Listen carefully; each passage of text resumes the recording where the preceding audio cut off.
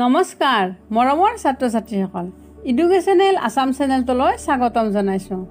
আজি আমি তোমালোকৰ বাবে লৈ আহিছোঁ অষ্টম শ্ৰেণীৰ পাঠ্যপুথি সমাজ বিজ্ঞানৰ পাঠ নম্বৰ 15 সাম্ৰাজ্যবাদ আৰু অসম। ইতিমধ্যে আমি 1ৰ পৰা 14 লৈ এই পাঠসমূহ আলোচনা কৰিছোঁ আৰু ইয়াৰ প্ৰশ্নৰ উত্তৰবিলাকো দিয়া হৈছে। এই পাঠটোৰ মূল কথাখিনিহে আমি আলোচনা কৰিম। ভিডিঅ'টো চাই ভাল লাগিলে লাইক শ্বেয়াৰ আৰু ছাবস্ক্ৰাইব কৰিবা। এই পাঠটোৰ পৰা আমি কি কথা জানিব পাৰিম চাবাচোন। অসমত আহোমসকলে ৰাজত্ব কৰা কালত সূত্ৰপাত হোৱা বিদ্ৰোহৰ বিষয়ে, কেপ্টেইন ৱেলছৰ অসম আগমনৰ বিষয়ে, মানৰ অসম আক্ৰমণৰ কাৰণ আৰু তাৰ ফলাফলৰ লগত পৰিচয়, ইয়াণ্ডাবু সন্ধিৰ চৰ্তসমূহ আৰু ইয়াৰ প্ৰভাৱৰ লগত পৰিচয়, এই বিষয়ে আমি বহলভাৱে জানিব পাৰিম। আহাচোন চোৱাচোন। মোৱামৰীয়া প্ৰথম বিদ্ৰোহ 18 শতিকাৰ মাজভাগত হোৱা স্বৰ্গদেউ লক্ষ্মীসিংহৰ ৰাজত্বকালৰ পৰাই অসমত হিন্দু শাক্ত ধৰ্মৰ পুনৰুত্থান হোৱা বুলি কোৱা হয়। কিয়নো এওঁৰ দিনৰ পৰাই হিন্দু ধৰ্ম মতে দাহ কৰাৰ নিয়ম কৰা হৈছিল আৰু আহোমসকলৰ দেওধাই পণ্ডিতৰ নিয়ম ত্যাগ কৰি ব্ৰাহ্মণ্য নিয়ম মতে পূজা অৰ্চনা কৰা হৈছিল। সেই সময়ত অসমৰ বৈষ্ণৱপন্থী মহন্ত সকলো সমাজৰ উচ্চ স্তৰৰ লোক হিচাপে বিবেচিত আছিল। এদিন লক্ষ্মীসিংহ স্বৰ্গদেউৰ ৰাজসভাত থকা কীৰ্তিচন্দ্ৰ বৰবৰুৱা নামৰ বিতৰ্কিত ঘোৰ শাক্তপন্থী বিষয়াই চেক বুজি মহন্তসকলৰ গুৰু মোৱামৰীয়া মহন্তক অপমান কৰে। ইয়াতে মহন্তসকল অতি ক্ষুণ্ণ হয় আৰু প্ৰথম মোৱামৰীয়া বিদ্ৰোহৰ সূত্ৰপাত ঘটে। এই বিদ্ৰোহৰ প্ৰথম অৱস্থাত ৰজাঘৰৰ পৰাজয় হৈছিল যদিও পিছলৈ বিদ্ৰোহীসকলে ৰজাৰ ওচৰত পৰাভূত হ'ব লগা হৈছিল। এই বিদ্ৰোহৰ পিছত স্বৰ্গদেউ লক্ষ্মীসিংহৰ মৃত্যু হয়। মোৱামৰীয়াৰ প্ৰথম বিদ্ৰোহৰ বিষয়ে জানিলোঁ। এইবাৰ আমি মোৱামৰীয়াৰ দ্বিতীয় বিদ্ৰোহৰ বিষয়ে কিছুমান কথা জানি ল'ম। চোৱাচোন। লক্ষ্মীসিংহৰ মৃত্যুৰ পিছত তেওঁৰ পুত্ৰ গৌৰীনাথ সিংহ আহোম ৰাজপাটত বহে। এইজনা স্বৰ্গদেউ মোৱামৰীয়া মহন্তসকলৰ ঘোৰ বিৰোধী আছিল। ইফালে মোৱামৰীয়া মহন্তসকলেও প্ৰথমটো বিদ্ৰোহত হাৰি মনে মনে তাৰ প্ৰতিশোধ ল'বলৈ সুযোগ বিচাৰি আছিল। 1782 খ্ৰীষ্টাব্দত মোৱামৰীয়াসকলে সেই সুযোগ লাভ কৰিলে। বিদ্ৰোহীসকলে এদিন নিশা আহোম ৰাজধানী গড়গাঁও আক্ৰমণ কৰিলে। আহোম স্বৰ্গদেউ গৌৰীনাথ সিংহই কোনোমতে প্ৰাণ বচাই ৰংপুৰলৈ পলাই গ'ল। বিদ্ৰোহীসকলে যাকে য'তে পালে কাটি মাৰি সন্ত্ৰাসৰ সৃষ্টি কৰিলে। অৱশ্যে ঘনশ্যাম বৰবৰুৱাৰ তৎপৰতাত আহোম সেনাই ৰংপুৰৰ পৰাই বিদ্ৰোহীসকলক বাধা দি থাকিল। ইতিমধ্যে ঘনশ্যাম বৰবৰুৱাৰ মৃত্যু হ'লত তেওঁৰ পুত্ৰ পূৰ্ণানন্দ বুঢ়াগোহাঁই পদত অধিষ্ঠিত হ'ল। পূৰ্ণানন্দ বুঢ়াগোহাঁয়ে কৌশলেৰে মোৱামৰীয়াৰ এই দ্বিতীয় বিদ্ৰোহ দমন কৰিবলৈ সক্ষম হয়। চোৱাচোন। এতিয়া আহিল মোৱামৰীয়াৰ তৃতীয় বিদ্ৰোহ। মোৱামৰীয়াৰ দ্বিতীয় বিদ্ৰোহ দমন হ'ল সঁচা, কিন্তু স্বৰ্গদেউ গৌৰীনাথ সিংহৰ মোৱামৰীয়াসকলৰ ওপৰত দমন উৎপীড়ন চলিয়েই থাকিল। সেয়েহে 1786 খ্ৰীষ্টাব্দত মোৱামৰীয়াসকলে পুনৰ বিদ্ৰোহ আৰম্ভ কৰিলে। স্বৰ্গদেউ গৌৰীনাথ সিংহই ৰাণী লুকি, বেলতলা আদি সৰু সৰু স্বাধীন ৰাজ্যৰ ৰজাসকলৰ সহযোগত বিদ্ৰোহীসকলক দমন কৰাৰ চেষ্টা কৰি বিফল হয়। উপায়হীন গৌৰীনাথ সিংহই ৰাজধানী ৰংপুৰ এৰি গুৱাহাটীলৈ পলাই গ'ল। পূৰ্ণানন্দ বুঢ়াগোহাঁই ডাঙৰীয়াই মৰণত শৰণ দি ৰংপুৰ ৰক্ষাৰ চেষ্টা কৰিলে। পিছে উপায়ন্তৰ হৈ তেওঁ ৰংপুৰৰ পৰা ৰাজধানী যোৰহাটলৈ স্থানান্তৰিত কৰিলে। আনহাতে এই সময়তে মধ্য আৰু নামনি অসমত মোৱামৰীয়া বিদ্ৰোহৰ গইনা লৈ সামন্ত শক্তিসমূহে ৰাজনৈতিক স্বাৰ্থ পূৰণ কৰাৰ চেষ্টা কৰিলে। পৰিস্থিতি ক্ৰমত অৱনতি হোৱাত গৌৰীনাথ সিংহই উপায়ন্তৰ হৈ ভাৰতৰ গভৰ্ণৰ জেনেৰেল লৰ্ড কৰ্ণৱালিছৰ সহায় ভিক্ষা মাগিলে। গৌৰীনাথ সিংহৰ এই আমন্ত্ৰণত ব্ৰিটিছসকলে বৰ আনন্দ পাইছিল, কিয়নো তেওঁলোকে ইতিমধ্যে প্ৰচুৰ প্ৰাকৃতিক সম্পদেৰে চহকী অসমৰ বিষয়ে জানিছিল আৰু এই সম্পদসমূহ সুব্যৱহাৰ কৰি কোম্পানীৰ অৰ্থনীতি ভঁৰাল টনকিয়াল কৰিবলৈ সুযোগৰ অপেক্ষাত আছিল। সেয়েহে গভৰ্ণৰ জেনেৰেল কৰ্ণৱালিছে 1792 খ্ৰীষ্টাব্দত কেপ্টেইন উৱেলছক অসমলৈ পঠিয়াই দিয়ে। গুৱাহাটীৰ পৰা ভীতিগ্ৰস্ত হৈ পলাই যোৱা স্বৰ্গদেউ গৌৰীনাথ সিংহই নগৰবোৰত কেপ্টেইন উৱেলছৰ সৈন্যবাহিনীৰ সৈতে লগ লাগিল। যৌথ শক্তিয়ে অচিৰেই বিদ্ৰোহীসকলৰ হাতৰ পৰা গুৱাহাটী উদ্ধাৰ কৰে। ইয়াৰ পিছত কেপ্টেইন উৱেলছে দৰঙী ৰজা কৃষ্ণনাৰায়ণৰ বিদ্ৰোহ দমন কৰে। ক্ৰমান্বয়ে কেপ্টেইন উৱেলছে নামনি আৰু উজনি অসমৰ বিদ্ৰোহ দমন কৰি গৌৰীনাথ সিংহক আহোমৰ শাসনভাৰ গতাই দিয়ে। উল্লেখযোগ্য যে লৰ্ড কৰ্ণৱালিছৰ পৰৱৰ্তী গভৰ্ণৰ জেনেৰেলৰ চাৰ্জন চোৰৰ দিনত হোৱা বৈদেশিক নীতিৰ সাল সলনিৰ ফলত কেপ্টেইন উৱেলছে 1794 খ্ৰীষ্টাব্দত স্বদেশলৈ প্ৰত্যাৱৰ্তন কৰে। ইয়াতে গুৰুত্বপূৰ্ণ কথা দি আছে, চোৱাচোন, তোমালোকে মনত ৰাখিবা দেই। কেপ্টেইন উৱেলছ কেৱল ব্ৰিটিছ বিষয়াই নাছিল, তেওঁ এজন ভাল লেখকো আছিল। মোৱামৰীয়া বিদ্ৰোহ দমন কৰিবলৈ আহি কেপ্টেইন উৱেলছে সেই সময়ৰ অসমৰ ৰাজনৈতিক, অৰ্থনৈতিক আৰু সামাজিক অৱস্থাৰ ওপৰত এটি বিৱৰণ লিখি থৈ গৈছে। অসমৰ ইতিহাস ৰচনাৰ ই এক মূল্যৱান সমল বুলি গণ্য কৰা হৈছে। গুৱাহাটী এখন জনবসতিপূৰ্ণ সুৰক্ষিত নগৰ বুলি তেওঁ বৰ্ণনা কৰি গৈছে। ৰংপুৰ ৰাজধানীখন অতি আহল বহল আৰু ইয়াৰ পৰিধি 21 মাইল বুলি লিখিছে। অসমত নদন বদন খেতি হৈছিল আৰু বংগদেশৰ সৈতে অসমৰ বেহা বেপাৰৰ সম্বন্ধ আছিল। প্ৰাকৃতিক সম্পদত অসম চহকী আছিল। তেওঁ অসমৰ পাইক প্ৰথা আৰু ডা ডাঙৰীয়াসকলৰ ৰাজনৈতিক ভূমিকাৰ কথাও বৰ্ণনা কৰি গৈছে। মানৰ প্ৰথম অসম আক্ৰমণ। এই মানসকল আছিল ব্ৰহ্মদেশৰ লোক। ব্ৰহ্মদেশখনক বৰ্তমান ম্যানমাৰ নামে জনা যায়। ব্ৰহ্মদেশৰ প্ৰকৃত নাম হ'ল বাম্বা বা বৰ্মা। অসমখন এসময়ত এওঁলোকৰ হাতত শ্মশানত পৰিণত হৈছিল। মানৰ দিন বুলি ক'লে মানৰ অসম আক্ৰমণৰ বহু বছৰৰ পিছলৈকে মানুহৰ ভয়তে পেটত হাত ভৰি লুকাইছিল। কেপ্টেইন উৱেলছে অসমত শান্তি স্থাপন কৰি যোৱাৰ পিছতো ইয়াৰ কেইবাটাও আভ্যন্তৰীণ বিদ্ৰোহ দেখা দিছিল। তাৰোপৰি মানৰ অসম আক্ৰমণ আছিল এক উল্লেখযোগ্য ঘটনা।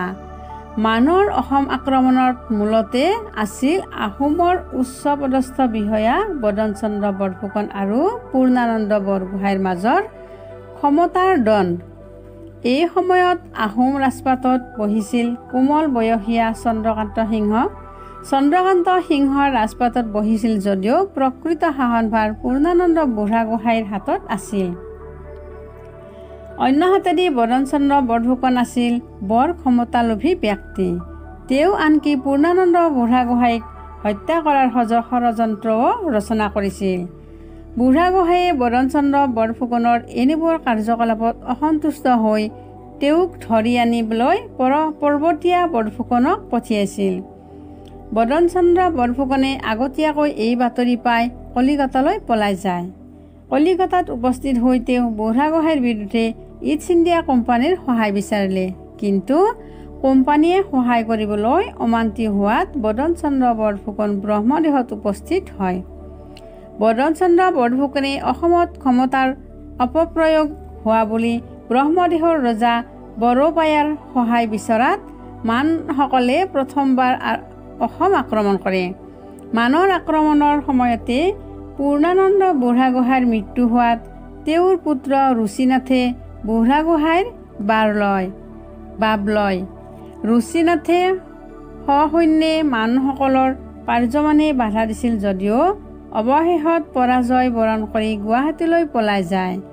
মানসকলে চন্দ্ৰকান্ত সিংহকে পুনৰ আহোম সিংহাসনত বহুৱায়।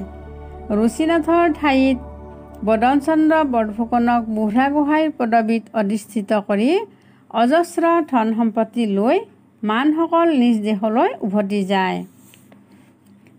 এতিয়া চোৱা মানৰ দ্বিতীয় আক্ৰমণ। চন্দ্ৰকান্ত সিংহক সংস্থাপিত কৰি মানসকল গুচি যোৱাৰ পিছত বদনচন্দ্ৰ বৰফুকন ৰাজ্যৰ সৰ্বময় কৰ্তা হৈ পৰে। সংকটকালীন আহোম ৰাজতন্ত্ৰক ৰক্ষা কৰাৰ পৰিৱৰ্তে তেওঁ অত্যাচাৰী আৰু দুষ্কাৰ্যৰ লগত জড়িত হৈ পৰিল। তেওঁৰ এই কাৰ্যত অতিষ্ঠ হৈ ৰাজমাও নুমলীয়ে বৰবৰুৱা আৰু বুঢ়াগোহাঁইৰ লগ লাগি ৰূপসিং সুবেদাৰৰ হতুৱাই বদনচন্দ্ৰ বৰফুকনক হত্যা কৰোৱায়। ইয়াৰ পাছত সম্পূৰ্ণ আনৰ ওপৰত নিৰ্ভৰশীল চন্দ্ৰকান্ত সিংহই ৰুচিনাথক পুনৰ বুঢ়াগোহাঁইৰ বাব ল'বৰ বাবে মাতি পঠিয়ায়। এতিয়া চোৱা মানৰ তৃতীয় আক্ৰমণ। চন্দ্ৰকান্ত সিংহ ৰজা হ'ল যদিও প্ৰকৃতপক্ষে মান সেনাপতি মিংগি মায়াইহে অসম দেশ শাসন কৰিছিল। চন্দ্ৰকান্ত সিংহই ৰাজনৈতিক ক্ষমতা হেৰুৱাইছিল বুলি ক'ব পাৰি। মানৰ অতপালি দিনে দিনে বাঢ়ি গৈছিল। চন্দ্ৰকান্ত সিংহ লাহে লাহে মানসকলৰ বিৰোধী হৈ উঠিছিল।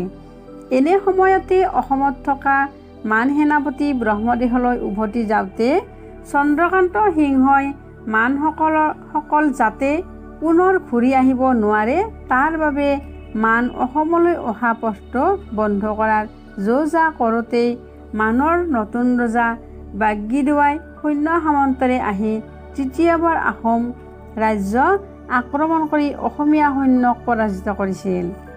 মানৰ আক্ৰমণৰ ফলাফল স্বৰূপে অসমে অৰ্থনৈতিক সংকটত ভুগিব লগা হৈছিল।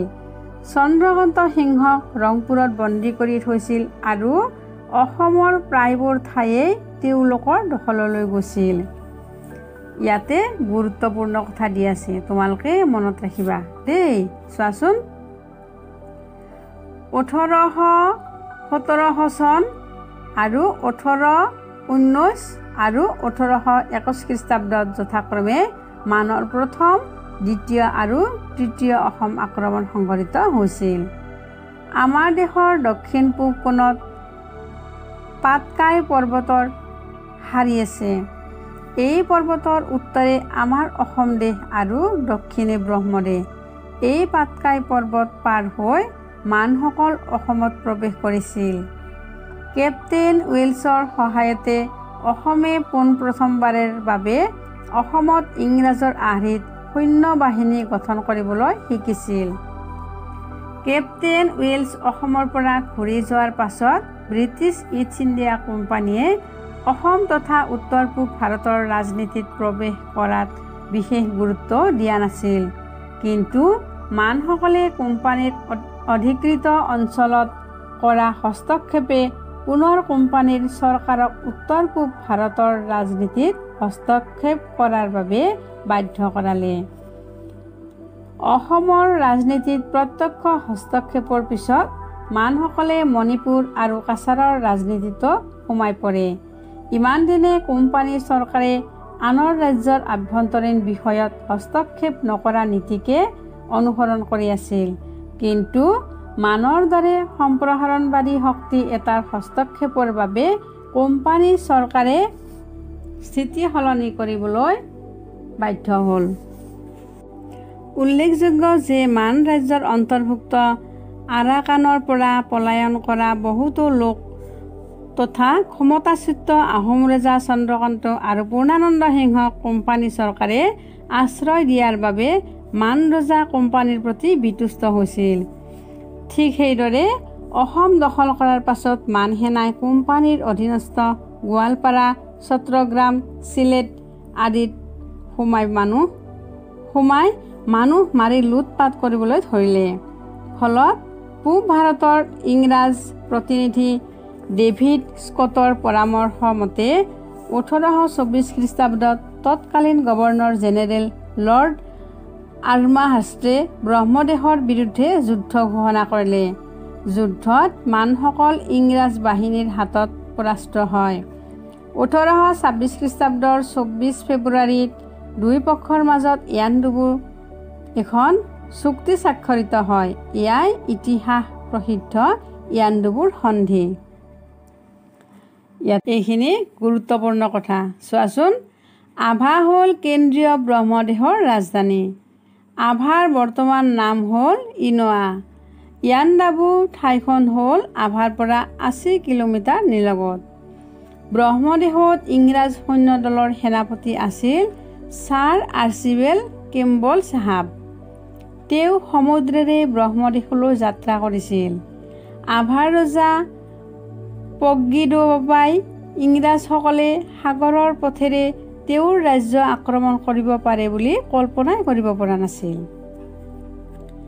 এই সন্ধিৰ চৰ্তমতে মান ৰজাই ইংৰাজ কোম্পানীক উপযুক্ত ক্ষতিপূৰণ দিয়াৰ উপৰি আৰাকান, তেনাচেৰিম আৰু হেয় এৰি দিছিল। দ্বিতীয়তে মানসকলে অসম, কাছাৰ আৰু মণিপুৰৰ ওপৰত থকা সকলো অধিকাৰ ত্যাগ কৰাৰ লগতে ভৱিষ্যতে এই ৰাজ্যবোৰৰ ওপৰত অধিকাৰ সাব্যস্ত নকৰে বুলি প্ৰতিশ্ৰুতি দিয়ে।